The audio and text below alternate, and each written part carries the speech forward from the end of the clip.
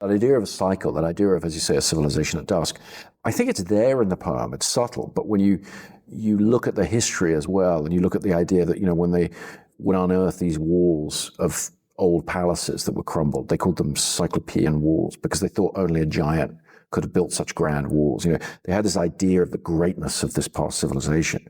And so I became interested by that collapse, that what they call the catastrophe, the Bronze Age collapse, what happens between the events of the Trojan War and Homer. And so, I think it's something that from a modern perspective it's frightening and interesting and intriguing. And I think for me, it partly comes out of having worked on Oppenheimer before this, which is very much a film about the end of the world, about the end of all collapse of civilization ultimately.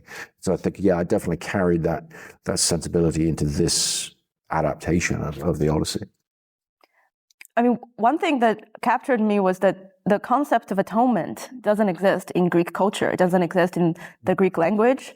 It doesn't exist in Homer's Odyssey. It exists in your Odyssey.